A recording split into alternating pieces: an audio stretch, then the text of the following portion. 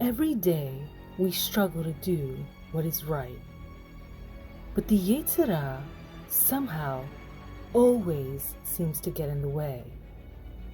Though there are times when we are successful, we should never let our guard down, as a victory today will not guarantee a victory tomorrow, and a defeat today will not guarantee a defeat tomorrow. But the Yetzer Hara is an ancient and skilled enemy who will strategically lie in wait as he perfects his art of war.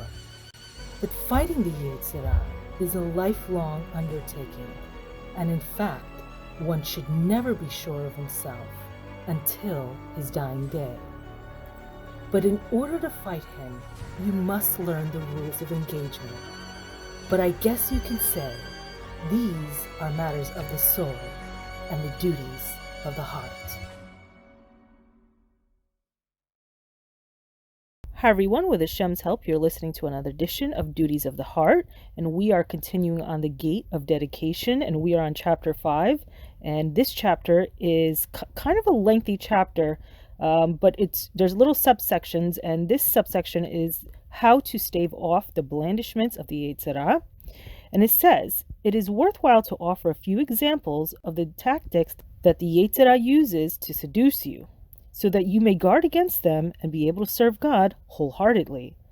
As the wise Shlomo Melech said, the wise man hearing them will gain more wisdom, the discerning man will acquire strategies. And this is brought down in Mishlei 1:5. My friend, be aware that the greatest enemy you have in the world is your own Yetzer Hara. It is an integral part of you, inextricably fused with your spiritual essence.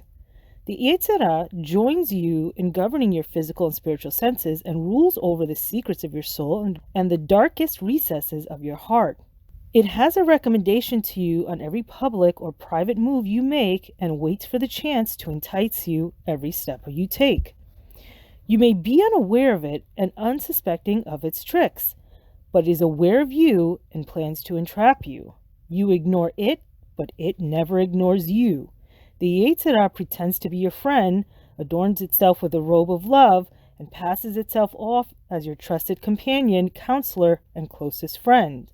It will signal and wave to you and act as if it is rushing you to fulfill your wishes, when in reality it is shooting poison arrows to destroy you. As it says, like a madman scattering firebrands, arrows, and lethal objects is one who cheats his fellow and then says, I was only joking. This is brought down in Mishlei 26:18-9. So we want to back up. So, for those of us who are well past high school, this reminds you of that friend, right, who you thought you can trust and tell your deepest, darkest secrets to, and then they use it against you, or they tell these jokes and they say, I was only joking, I was only playing. But you know that you feel this sense of betrayal. And this is really what the Yetzer Hara is doing. And a lot of times, we get this false sense of security. And sometimes, again, I point out to our high school years because this really seems to be where, we see these kinds of behavior very predominant. But the same thing is happening with our Yetzer Hara. But this is, a Malach that has a job, and its job is to trip you up. And somehow we always subconsciously feel like, we can handle and we can manipulate the Yetzer Hara into doing what we want it to do. But we should really be careful because, again, as I mentioned in the intro, this is an enemy that has way more experience than you and I put together. And, it's got tricks that the Yetzer Hara uses, which is tried and true, and it's tested and never fails. This is exactly what's going on a daily basis. So there is no safe place, not in public or in private. You will always have this Yetzer Hara. It's a battle, so you have to be careful in every move you make. And this really does remind me of that. I think it was the group Police, that song, Every Breath You Take. Those words really, who knows, maybe they were speaking about their own Yetzer Hara, but it says, every smile you fake, every claim you stake, I'll be watching you. And that's exactly what the Yetzer Hara does. It sits and it waits. It studies your moves and your habits, and then it strikes. So one should be very careful on a day-to-day basis. Continuing on, it says the most powerful weapon in the Yetzer Hara's arsenal is its attempt to sow doubt in your mind about your beliefs. It tries to create uncertainty about things that are clear to you, to confuse your mind with false ideas and misleading arguments in order to steer you away from doing good and make you doubt your faith. If you are weary and prepared to fight with your mind's weapons, you'll be safe with God's help. But if you allow it to run your life and follow its lead, it will not let go until it's destroyed you in both worlds and expelled you from both dwelling places. As it says about one example of the Yetzer Hara schemes and about one of its warriors, for many are those she has struck dead, and numerous are her victims. Her house is a highway to the netherworld, leading down to death's inner chambers. And this is brought down in Mishlei 7:26-27. Don't be sidetracked from your battle with your Yetzer Hara. Don't fight anyone or anything other than your Yetzer Hara. Don't let a struggle against a distant enemy take your attention away from your struggle against the one that never leaves you. Don't let attacks by someone who can accost you only with the Creator's permission keep you from repelling attacks by the Yetzer Hara who doesn't need permission to accost you. So this is very deep insight, because it's almost like shadow boxing. If you don't know who the right one is to strike at, you're going to tire yourself out, right? So if somebody comes and they disrespects you or whatever have you, they embarrass you, they did that with Hashem's permission. But what the Rebbe is saying here is that don't get sidetracked by wanting to fight and keep up these grudges with people. The one that you should be fighting with is Yetzer Hara, who doesn't need permission. He has the permission already. He has the permission for open season to do whatever it takes to bring you down. So it says, there was once a righteous man who met with a group of soldiers returning triumphantly from the battlefield carrying a rich haul of captured booty. And he said to them, you have come back from winning a minor battle, but the big battle is still ahead of you. What big battle are you talking about? The soldiers asked. The battle against your Yetzer Hara and his legions, the righteous men replied. An enemy you defeated once or twice leaves you alone and does not dream of attacking you again. But he realizes that you are stronger than he is, so he gives up the idea of defeating you.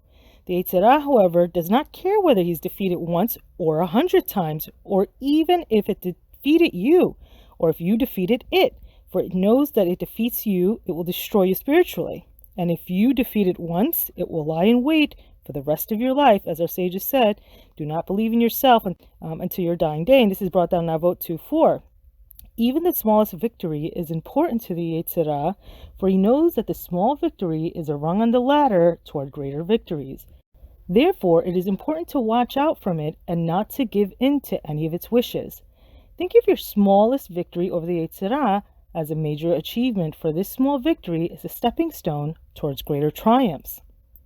The Yetzer Hara is quick to trap you, but if you don't stand up to it, it will be quick to do your bidding and powerless to resist you. As it says, its desire is towards you, but you can be its master. And this is brought down in Blandishments 4:7. Don't be intimidated by the Yetzer Hara, no matter how many troops it has. Don't be afraid, no matter how many allies it can muster. Its main goal is to prove that falsehood is truth. Its major objective is to demonstrate that deception is honesty. It is easy to shatter Yetzer Hara if you recognize this weakness.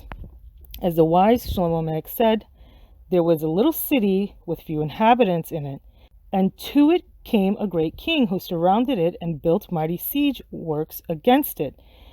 Present in the city was a poor man who was wise, who saved the city with his wisdom. Yet no one remembered the poor man. And this is brought down in Koheles 9:4. It says, the man is compared to a little city because a man is a miniature universe. His limbs and character traits are referred to as a few inhabitants, because they are few in comparison to a man's insatiable appetites, his constant cravings, and his inability to satisfy them. The Yetzer Hara is portrayed as a great king because its armies, attendants, and staff. It is said to surround the city because the Yetzer Hara affects all facets of your public and private life. It is described as having built a mighty siege works against it because the Yetzer Hara tries to destroy man through evil thoughts, fantasies, and shameful deeds, as we will explain further on in this gate with Hashem's help. The phrase present in the city was a wise man refers to a human intellect which is characterized as poor because it only has a few helpers and supporters. This explains why no one remembered the poor man in the next verse, the poor man's wisdom is despised. This parable of the battle that rages between the intellect and the Yetzer Hara teaches us that despite the intellect's weakness, if it makes a stand, the Yetzer Hara surrenders, and he can ward off the harm the Yetzer Hara is trying to inflict. A little truth drives away a lot of falsehood, just as a little bit of light drives away a lot of darkness. This parable should encourage you to subdue your cravings and resist the blandishments of the Yetzer Hara with vigor and diligence, for the Yetzer Hara is powerless and rapidly fades away when faced by reason. As it says, evildoers will grovel before good people, and this is brought down in Mishlei 14:19.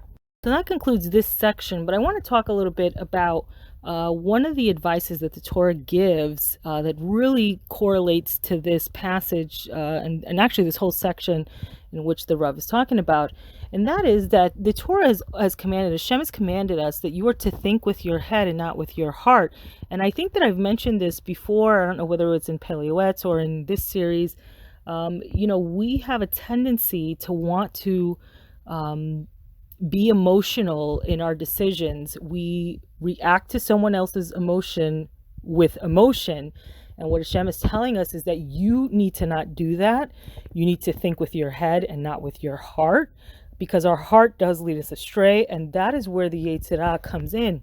And again, what it will do is he'll tell you night is day and day is night. And what is evil is good and what is good is evil. And sometimes we tend to do this. We tend to give permissions and we tend to give leeways and we give leniencies, especially when we're dealing with kids, friends. It's very hard to make certain decisions, especially when it comes to those people who really have us wrapped around their finger, as the famous saying goes. But this is exactly where the Yetzer Hara will come in, because it doesn't play fair. I mean, we're talking about an enemy who will go after your children, who will go after your livelihood, it will go after your marriage, it will go after everything and anything that it can, because it has the permission to do it. So you really have to be careful. Again, do not mistake the Yetzer Hara as being your friend. It is not your friend, right? This is that backstabber in school that will always let you down. So you must keep that in mind. And with that, we're going to conclude. And that's it for today. And I hope we'll all be together again soon. B'ezrat Hashem. You can follow this series, Duties of the Heart, on YouTube at Gimel Dalet 777. Click subscribe to be notified of upcoming shirim.